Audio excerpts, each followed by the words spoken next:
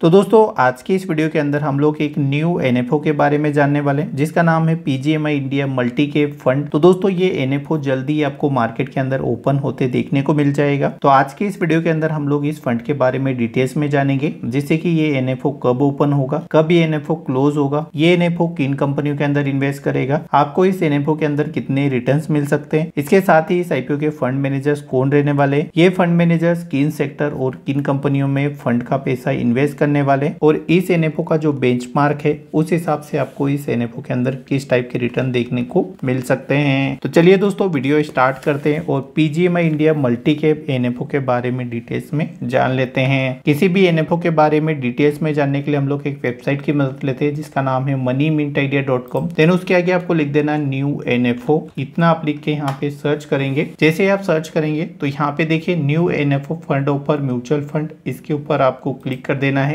जैसे ही आप उसके ऊपर क्लिक करेंगे तो आप मनी मिंट आइडिया के एनएफओ पेज के ऊपर आ जाएंगे। तो यहाँ पे देखिए BGMI India multi cap fund आपको देखने को मिल जाएगा। अगर आप किसी और फंड के बारे में देखना चाह रहे हैं, वो फंड यहाँ पे अवेलेबल नहीं है, तो यहाँ पे देखिए नीचे आप स्क्रॉल करेंगे आपको सभी फंड मिल जाएंगे। और अगर आप किसी और फंड के बारे में देखना चाह रहे हैं तो यहाँ पे 2 के ऊपर आप क्लिक कर सकते हैं या आप नेक्स्ट के ऊपर क्लिक कर सकते हैं। जो भी फ्यूचर्स में फंड चले गए उनके बारे में भी आप यहाँ पे डिटेल्स में पढ़ सकते हैं। तो यहाँ पे देखिए आपको इसके ऊपर यहाँ पे क्लिक कर देना है। जैसे आप क्लिक करेंगे आप यहाँ पे आ जाएंगे। यहाँ पे इस एनएफओ से रिलेटेड सभी इंफॉर्मेशन मिल जाएगी। तो यहाँ पे अगर हम इस स्कीम के टाइप की बात करें तो ये स्कीम एक ओपन एंडेड इक्विटी स्कीम रहने वाली है। ये इन्वेस्टिंग करेगी अक्रॉस लार्ज कैप के अंदर, मिड कैप के अंदर और स्मॉल स्टॉक के अंदर। यहाँ पे आपके तीनों सेगमेंट कवर हो जाएंगे। ये एनएफओ लार्ज कैप में भी इन्वेस्ट करेगा, ये एनएफओ मिड कैप के अंदर भी इन्वेस्ट करेगा और ये एनएफओ आपको स्मॉल कैप के अंदर भी इन्वेस्ट करते देखने को मिल जाएगा। इस इंडेक्स की बेंचमार्क की बात करें तो निफ्टी 500 मल्टी कैप 50 25 25 टीआरआई यानी इस इंडेक्स का ये बेंचमार्क है और इसी के हिसाब से ये इन्वेस्ट करने वाला है। अगर हम यहाँ पे देखना चाह रहे हैं कि किन कंपनियों के अंदर इसके फंड मैनेजर इन्वेस्ट करेंगे, जो सबसे ज्यादा पैसा इन्वेस्ट किया जाएगा वो एचडीएफसी बैंक के अंदर किया जाएगा। एचडीएफसी बैंक के अंदर इस फंड का अराउंड 4.39% इन्वेस्ट रहने वाला है। इसके साथ ही दूसरी कंपनी है वो रिलायंस इंडस्ट्रीज है, इसके अंदर 3.68% इन्वेस्ट किया जाएगा। इसके बाद में आईसीआईसीआई बैंक के अंदर इन्वेस्ट किया जाएगा सबसे ज्यादा पैसा। इसके साथ ही इन्फोसिस के अंदर भी पैसा इन्वेस्ट किया जाएगा। जो आपका पैसा रहेगा वो अधिकतर बड़ी कंपनियों के अंदर इन्वेस्ट किया जाएगा जिससे आपको ज्यादा रिटर्न्स मिले। और पीजीएमआई इंडिया ऐसा फंड है, इनके पास के जो भी फंड है उन्होंने इन्वेस्टर का अच्छा पैसा बनाया। जो इस फंड की क्रेडिबिलिटी है वो मार्केट के अंदर अच्छी है और लोगों का इस कंपनी के अंदर काफी ज्यादा इंटरेस्ट है, इसीलिए इस कंपनी के फंड भी अच्छे हमें चलते नजर आ जाते हैं। यहाँ पे इस एनएफओ से रिलेटेड सभी इंपोर्टेंट डिटेल्स हमको देखने को मिल जाती है। जैसे कि इस एनएफओ का जो प्राइस रहने वाला है वो 10 रुपए पर यूनिट रहने वाला है। स्कीम टाइप की बात करें तो ये स्कीम एक ओपन एंडेड टाइप की स्कीम रहने वाली है। ये एनएफओ आपको 22 अगस्त से ओपन होते देखने को मिल जाएगा और ये एनएफओ आपको 5 सितंबर को क्लोज होते देखने को मिल जाएगा। अगर आप इस एनएफओ के अंदर अप्लाई करते हैं तो आपकी जो अलॉटमेंट रहेगी वो 10 सितंबर को आप यहाँ पे चेक कर सकते हैं। कैटेगरी की बात करें तो मल्टी कैप के अंदर फंड इन्वेस्ट करेगा। देन जो मिनिमम इन्वेस्टमेंट रहेगी यानी इस फंड के एनएफओ के अंदर अप्लाई करना आपको तो 5,000 रुपए से आपको अप्लाई करना पड़ेगा। यहाँ पे लॉकिंग पीरियड कुछ भी नहीं है। रिस्क जो इस फंड का रहने वाला है वो काफी ज्यादा हाई है क्योंकि ये तीनों कैटेगरी को टारगेट कर रहा है, तो इसका जो रिस्कोमीटर है वो काफी ज्यादा हाई रहने वाला है। इस फंड की अगर हम लोग बेंचमार्क की बात करें तो अगेन रिपीट करना चाहूंगा, निफ्टी 500 मल्टी कैप 50 25 25 टीआरआई को ये फॉलो करेगा। देन इसी के हिसाब से जो है आपको रिटर्न्स बना के देगा।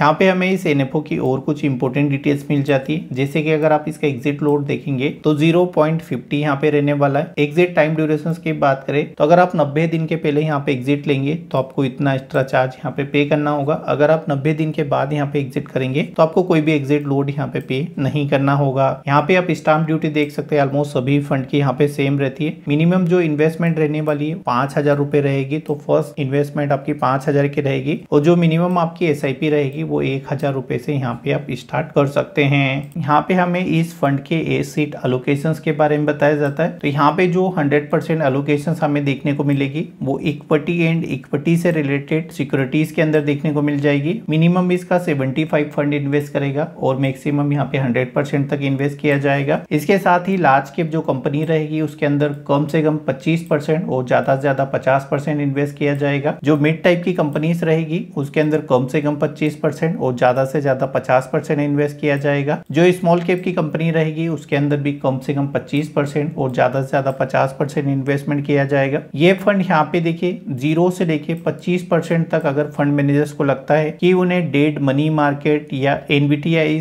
के अंदर या कहीं किसी भी सेक्टर्स के अंदर कोई मौका मिलता है तो ये फंड मैनेजर्स यहाँ पे इनके हिसाब से इन्वेस्टमेंट कर सकते हैं। यहाँ पे कौन सी कैटेगरी है, आप मनी मिंट आइडिया के ऊपर सभी डिटेल्स जानकारी यहाँ पे आके पढ़ सकते हैं। यहाँ पे देखिए हमें उन सेक्टर्स के बारे में बताया जाता है जहाँ पे ये फंड इन्वेस्ट करेगा। तो सबसे ज्यादा जो इन्वेस्टमेंट रहने वाली है इस फंड की वो फाइनेंशियल सेक्टर के अंदर रहने वाली है। अराउंड 25% से भी ज्यादा पैसा यहाँ पे इन्वेस्टमेंट किया जाएगा। इसके साथ ही जो कैपिटल गुड रहेंगे उसके अंदर जो इनकी होल्डिंग रहेगी वो 8.77 रहने वाली है। इसके साथ ही जो इंफॉर्मेशन टेक्नोलॉजी रहेगी उसके भी यहाँ पे अगर आप प्रेजेंस देखेंगे तो 8% से ज्यादा है। इसके साथ ही ऑटोमोबाइल ऑटो कंपोनेंट से रिलेटेड जो भी कंपनियां मैन्युफैक्चर करती है उनका 7% से ज्यादा है। हेल्थ केयर सेक्टर की बात करें तो 7.09 यहाँ पे आपको देखने को मिल जाएगा एसेट एलोकेशंस। और भी जितने सेक्टर्स है आप मनी मिंट आइडिया के ऊपर उनकी डिटेल जानकारी यहाँ पे पढ़ सकते हैं। तो ऑलमोस्ट मुझे लगता है सारी चीजें आपको अच्छे समझ आ गई होगी। अगर आप और डिटेल्स में पढ़ना चाह रहे हैं तो आप मनी मिंट आइडिया के ऊपर विजिट कर सकते हैं। अभी हम लोग समझ लेते हैं कि अगर आप इस एनएफओ के अंदर इन्वेस्ट करेंगे तो आपको किस तरीके के रिटर्न मिल सकते हैं। ये जो निफ्टी का इंडेक्स है